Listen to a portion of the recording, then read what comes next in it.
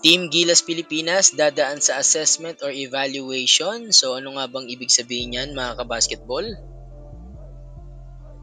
At matinding plano or goal ng ating Gilas Pilipinas pagdating ng February window. Ano nga ba yan? So pag-uusapan po natin yan mga kabasketball. And last but not least, bagong programa ng Gilas Pilipinas at Gilas Youth under Coach L.A. Tenorio magsisimula na. Pero bago yan ka-basketball, huwag kalimutang mag-like, share, and subscribe. Ako po si Super Chris TV. Ayun mga ka-basketball sinabi nitong si Coach Tim Cone na dadaan sa evaluation or assessment itong ating mga Gilas boys matapos nga yung halos isang taong kampanya ng ating Team Gilas. Diyan nga po sa FIBA.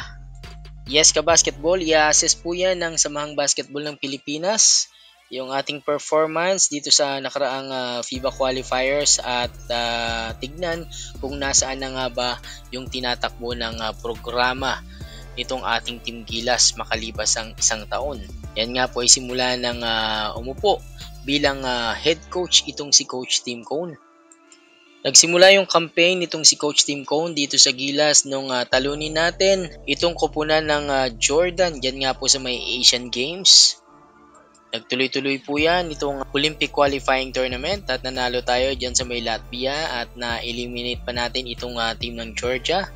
Hanggang ngayong taon, itong dalawang windows na nagdaan, tinalo pa natin itong New Zealand at tinapos nga natin yung kampanya dito sa OQT na meron tayong malinis na record na 4-0.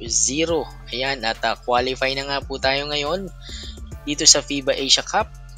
Dyan nga po sa may Jeddah, Saudi Arabia. And samantala, ito nga yung plano or goal ng ating Team Gilas Pilipinas na napag-usapan itong si Coach Tim Cone. Ayan po yung plano na ipanalo yung kanilang mga road games. So every time na tayo po ay dadayo sa home court ng kalaban ay ma-maintain natin yung ating record na malinis at maipanalo yung mga road games. Madalas kasi mga kabasketball yung ating mga road games hindi tayo nananalo. Particular nga sa ilang mga powerhouses team kagaya nitong New Zealand. Ilang beses na nila tayong tinalo sa kanilang hometown.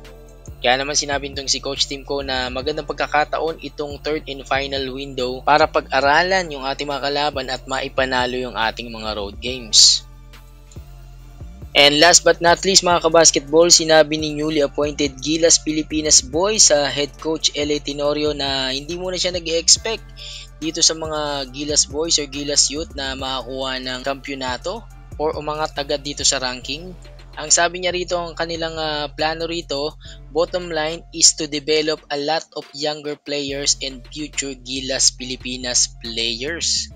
Ayan, so maliwanag yan ang plano nitong si Coach L.A. Tenorio mag-develop ng mga players, no? Kumbaga tumuklas ng mga talent at i-develop yan. At ang kagandahan dito mga kabasketball, sinabi niya na yung system na itatakbo nito ay kaparehas lang din ng sistema ng ating senior men's basketball nitong si Coach Tim Cone. So merong pattern na nakikita natin kung paano yung ginagawa nitong si Coach Tim Cone sa Gilas Pilipinas. Yung ating Gilas Youth ay ganun din yung pattern na gagawin nitong si Coach L.A. Tenorio. At ang kagandahan dyan, sinabi niya, magdi-develop sila ng mga players, sasanayin nila yan, at syempre, hindi sila titigil na mag-discover ng mga talent. So exciting yan, mga kabasketball. Imagine yung mga players, yung mga deserving na mga players dyan sa Gilas Youth, makikita na natin ngayon, na posibleng maglaro or hawakan nitong si Coach L.A. Tenorio. Ayan. Hanggang dyan lang muna mga kabasketball. So ano pong masasabi nyo dito sa ating balita niyan? Huwag kalimutang mag-like, share, and subscribe. This is Super Chris TV.